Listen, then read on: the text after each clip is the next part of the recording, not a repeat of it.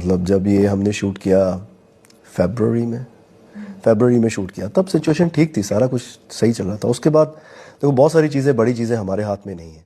आपको देश के प्रधानमंत्री श्री नरेंद्र मोदी जी और पंजाबी गायक और अभिनेता दिलजीत दोसांझ की मुलाकात वाली ये तस्वीर तो याद ही होगी। उस दिन इसी साल की 1 जनवरी थी, यानी 2025 का 1 जनवरी का दिन। फिर आपको इससे पहले करीना कपूर के साथ नाचते दिलजीत भी याद होंगे। ये डांस उन्होंने अंबानी वेडिंग में किया था। वो करीना कपूर के साथ फिल्म गुड न्यूज में काम भी कर चुके हैं। उनके बेंगलुरु शो में सरप्राइज एंट्री करने वाला दीपिका पादुकोण का वो मोमेंट भी सोशल मीडिया पर खूब वायरल हुआ था। और बॉलीवुड के बिग डैडी करण जौहर के साथ उनके शो में भी आप दिलजीत को खूब देख चुके हैं। चलिए अब आ जाते हैं आज की तारीख पर। आज यही दिलजीत दोसांझ कहते हैं, मुझे बॉलीवुड की कोई जरूरत नहीं है, क्योंकि जनाब जो हरकत की है वो तो आप जानते ही हैं। भारत पाक तनाव के बीच ये पाकिस्तान की स्टार अभिनेत्री हानिया आमिर को लेकर अपनी नई फिल्म सरदार जी 3 27 जून को रिलीज करने जा रहे हैं।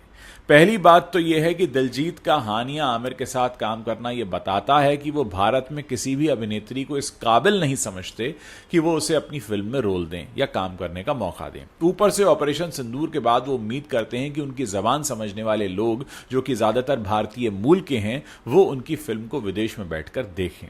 हैरानी की बात तो यह भी है कि जब विवाद इतना बढ़ चुका है तो दिलजीत के साथ ठुमके लगाने वाले ये सितारे भी चुप हैं और उन्हें अपनी शादी में नचाने वाले अंबानी भी। करण जौहर की भी बोलती फिलहाल बंद है।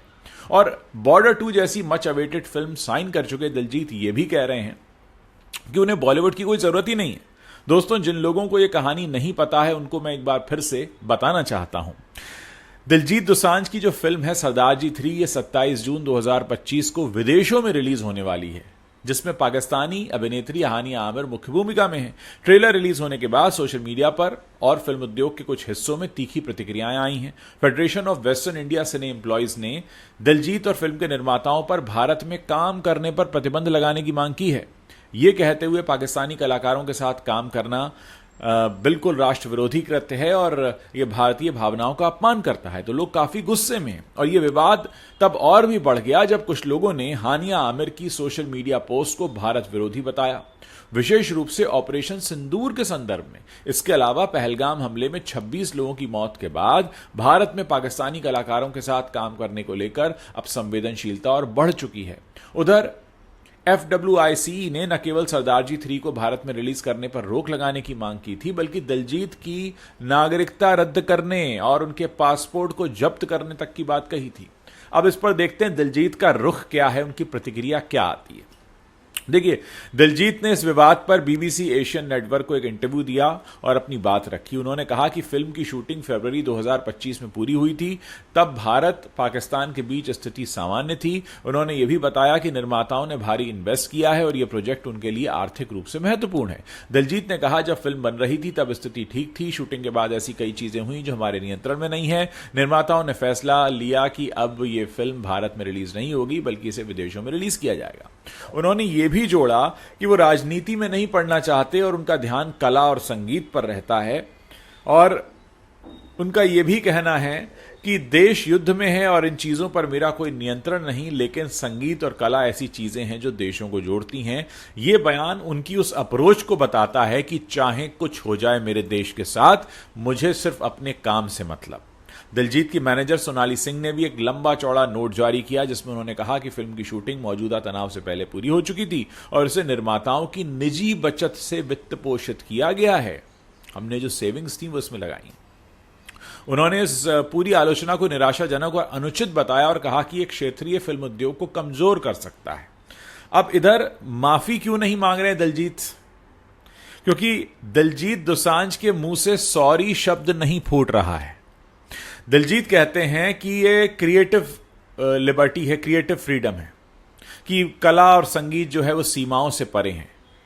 तो जो आपको देखने जाएंगे आपकी पिक्चर को, वो किसी सीमा में तो रहते हैं, या तो सीमा के इस हिस्से में भारत की तरफ या उस हिस्से में पाकिस्तान की तरफ रहते हैं। दूसरा, वो अपने निर्माताओं का समर्थन कर रहे हैं, ये स्पष्ट कर रहे हैं कि उन्होंने भारी आर्थिक निवेश किया है, उनका पैसा डूब जाएगा और कह रहे हैं पैसा तो अब भी डूब जाएगा क्योंकि भारत में रिलीज नहीं हो सकती। मतलब दिलजीत दोसांझ को अगर कोई दुख है इस दुनिया में तो वो ये है कि उनकी पिक्चर भारत में रिलीज नहीं हो रही है, और उनको इस बात से फर्क नहीं पड़ता कि ऑपरेशन सिंदूर जैसी स्थिति की नौबत आई थी हमारे देश में। और साथ में वो ये भी कहते हैं कि राजनीति में बिना समझे बोलना मेरी कोई आदत नहीं है। दोस्तों, दूसरी तरफ यह भी कहा जा रहा है कि दिलजीत का जो फैन बेस है वो भारत के साथ साथ विदेशों में भी है, कनाडा में, यूके में, अमेरिका में। और सरदारजी 3 को केवल विदेशों में रिलीज करने का फैसला उनकी जो अंतर्राष्ट्रीय ऑडियंस है, जो बाहर के उनके फैंस हैं, उनको देख कर लिया गया। और अगर वो माफी मांगेंगे तो इंटरनेशनल स्टेज पर एक गलत मैसेज जाएगा कि वो अपनी फॉरेन की ऑडियंस का सम्मान नहीं करते। दूसरी दोस्तों, एक सबसे बड़ी बात यहां पर यह भी है कि दिलजीत दोसांझ जिस बॉलीवुड के साथ कंधे से कंधा मिलाकर चल रहे हैं, अमर सिंह चमकीला उनकी अभी आई थी, इम्तियाज ने बनाई थी फिल्म, लगातार बॉलीवुड में काम कर रहे हैं, लगातार बॉलीवुड के लोगों के साथ दिखते हैं, लगातार उनकी तस्वीरें, उनके वीडियोस आते हैं कि वो कितने डेस्परेट हैं बॉलीवुड में काम करने के लिए, और वो करते भी रहे। लेकिन आज अगर एक फिल्म को लेकर किसी ने सवाल उठाया और उन पर आरोप लगे देशद्रोही होने या खालिस्तानी होने कि उनको इस तरह के शब्दों से संबोधित किया गया, तो उन्होंने सीधा सीधा यह कह दिया कि मुझे तो बॉलीवुड की जरूरत ही नहीं है। उधर राखी सावंत ने भी कोशिश की थी कि दिलजीत दोसांझ का समर्थन करें, लेकिन उनको भी लोगों ने ट्रोल कर दिया। एक और बात यहां पर समझनी होगी दोस्तों कि वो लोग जो इनके शो में सरप्राइज एंट्री करते हैं जैसे दीपिका पादुकोण, जो लोग इनके साथ ठुमके लगाते हैं जैसे करीना कपूर, जो इनको अपने शो में बुलाते हैं जैसे करण जौहर, जो इन्हें अपनी शादियों में नाचने के लिए बुलाते हैं जैसे अंबानी साहब, वो सबके सब इस समय चुप हैं। दिलजीत ने बॉलीवुड में उड़ता पंजाब, फिल्लौरी और सूरमा जैसी फिल्मों में भी काम किया है, करीना कपूर के साथ काम किया है, दीपिका पादुकोण के साथ, करण जौहर के साथ। पंजाबी सिनेमा में भी अपनी अच्छी खासी पहचान उन्होंने बनाई हुई है और इंटरनेशनली भी वो काफी पॉपुलर हैं। लेकिन इस सब के बीच एक फिल्म को लेकर इतनी बड़ी बात कहना कि मुझे फर्क नहीं पड़ता बॉलीवुड से। आप बॉर्डर 2 भी साइन कर चुके हैं दिलजीत दोसांझ, बॉर्डर 2 आप साइन कर चुके हैं, वो भी बॉलीवुड की पिक्चर है। और एक सबसे बड़ी बात यह कि इंटरनेशनली हमारे देश की छवि पर क्या असर पड़ रहा है। मुझे बड़ा दुख है कि बॉलीवुड से कोई भी चेहरा निकलकर सामने नहीं आया है। एक फेडरेशन जरूर आ गई है, federation of western India cine employees, सिर्फ वो फेडरेशन निकल कर आई है। कोई बड़ा स्टार निकल कर नहीं आया कि शाहरुख ने आकर, सलमान ने आकर, सैफ अली खान ने आकर, आमिर खान ने आकर, करीना कपूर, दीपिका पादुकोण, जो बड़े बड़े नाम है, सो कॉल्ड बड़े बड़े नाम है, वो सबके सब चुप है।